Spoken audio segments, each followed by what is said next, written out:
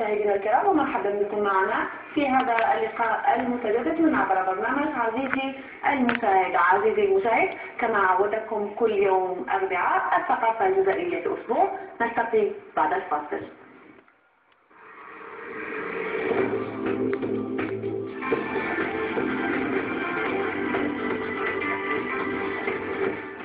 إذا ككل يوم أربعاء الثقافة الجزائرية الأسبوع، استضيف اليوم في بلاطو برنامج عزيزي المشاهد، وأتشرف باستضافة بلال النواري رئيس النادي الثقافي العلمي بجامعة جيجل، كما أرحب بعصام بنيني عضو كذلك بالنادي. مرحبا بكم اليوم في برنامج عزيزي المشاهد. يا أهلا بك أخت نبيلة. مرحبا بك عصام. اليوم سيد بلال نحكي على الفعل المسرحي في المجال الجامعي. كيف هو حال المسرح الجامعي؟ والله صراحة بداية ببدء شكرا لكم وشكرا لكل طاقم حصة عزيزي المشاهد المتعلق على هذه الاستضافة. طبعا في حد ذاتها تشجيع لنا كشباب بغية الحضور في الجانب الإعلامي، لأنه الوسط الجامعي واسع نبيلة على المستوى الوطني. نريد أن نوصل رسالتنا إلى كل نقطة من هذا الوطن الحبيب. نحن كشباب جامعي جزائري بدرجة أولى نريد أن نتواصل أولا نبيلة، نريد أن نجمع شباب من تمراس كما نجمع شباب من تلمسان، كما هو الشأن بالنسبة لي شباب تمثلوا شباب كل نقاط الوطن. أولا الرسالة المسرحية والمشهد المسرحي منذ سنوات غابرة، منذ الثورة التحريرية والمسرح الجامعي الجزائري برز في المسار. المسرح الجامعي وقف مع الجزائر في وقت المحن وفي وقت الأزمات على مر التاريخ، بداية بمصطفى كاسب ومرورا بكل المبدعين الذين تخرجوا من المسرح الجامعي. أقول بأن المسرح الجامعي في حد ذاته أعطي مسرح يعطيك شعبا عظيما. مسرح جامعي مع طالب جامعي يعني أنه إطار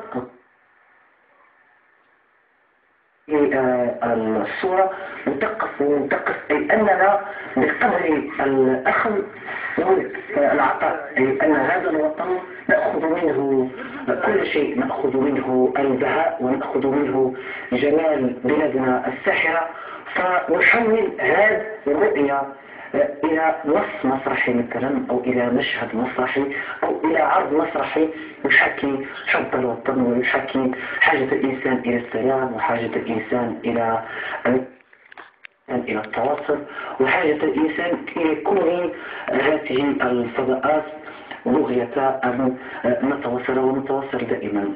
عصام، انت منخرط جديد في النادي الثقافي العلمي لجامعة جيجل، كيف ترى نشاط النادي؟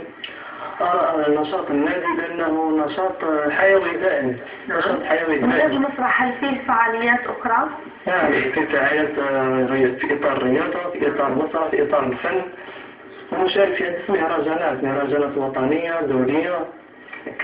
كمسرح جامعي أو كنادي جامعي؟ كنادي نبيل، سواء كنادي أو كممثلين للنادي، لأنه في كل مرة نحاول أن نوصل رسالة ونوصل صوت شبابنا إلى أي أهم المسرحيات التي يقدمها المسرح الجامعي في جيجل كشباب؟ أي أهم رسالة تقدموها الآن؟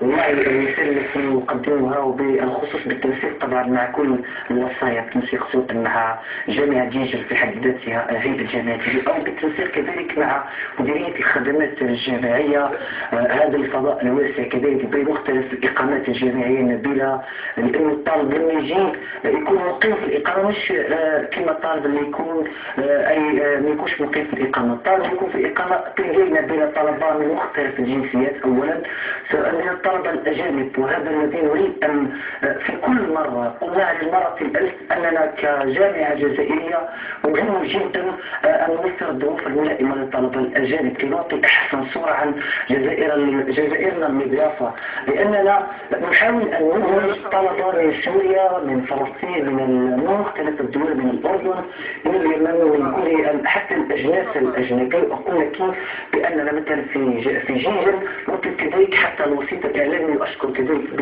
بالمناسبة إذاعة جيجل التي فتحت لنا المجال، خاصة حصة اليوم السابع التي في كل مرة تعد منبر لهؤلاء الطلبة ولهؤلاء الطلبة للتنسيق كذلك قلت مع مختلف الفعاليات ومختلف الهيئات كي نختلف الألوان المبينة، لكن نتفق في هدف واحد ووحيد وهو الإنسانية. نختلف في هدف واحد ووحيد وهو العطاء وهو الإنتاجية.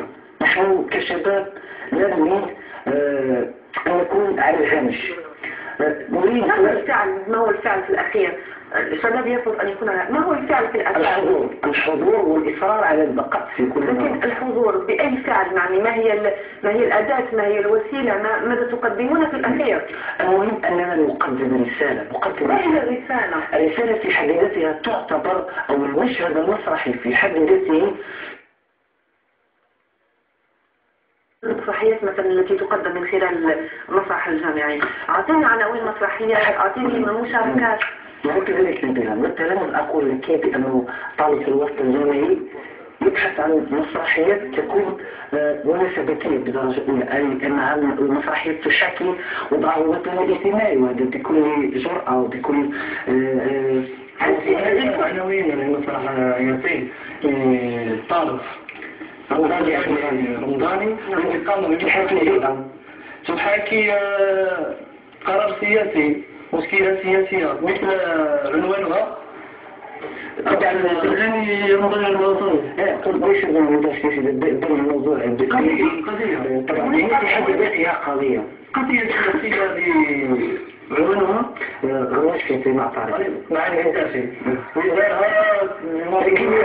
آخر عمل قدم على مستوى مسرح جيزل. أنت كشاب ملتحق سنة أولى جامعي ملتحق بالنادي الثقافي العلمي، هل تلقى كل الأطياف متواجدة في النادي وتلقى روحك كشاب، ولا ماذا تقدم كشاب كذلك للنادي؟ موجود يا أختي نبيلة كل الأطياف، كاين اللي عنده فن، كاين اللي عنده شخصية مسرحية، يعني حقا كاين موسيقي، كاين فنان، كاين رياضي، كاين نحن نحبوا نشاركوا في المهرجانات، نحبوا نحتكوا ونحبوا نتعاطفوا مع مختلف الجامعات، مع شباب الجامعات. هل هذا يكفيك كشاب النادي العلمي؟ هل يكفيك أم فيه طاقة كثيرة أكبر من سعة النادي؟ فيه طاقة كبيرة. فيه طاقة كبيرة. أنت كممثل لكل الشباب الجامعي، تحس أن الطاقة أكبر من سعة النادي؟ أحس نعم، أحس طاقات أكثر من، لكن ما كان نبيل أخذ ما يمكن أن يقال الكمال لله. قلت الطاقة أوسع من النادي، لكن أنا أقول لك بأن النادي هي بمثابة جسر للعضو، ولما تكون في المناسبة الجامعي ما يكونش يعاونك مثلا إن صح التعبير، ما يكونش يعاونك قالب هكذا أو إطار الله تمشي فيه، فتبقى مشتت وتبقى حالة شتات كما نشاهد حالة شتات النخبة على الصعيد على المستوى العالي، حالة شتات نخبة ناشئة. طبعا الجامعة هو في حد ذاته نخبة ناشئة، لذلك نطلب ونطالب ورسالتي إلى كل طلبة جامعة الجزائر ولكل الطلبة المبدعين أن تكون فيه استمرارية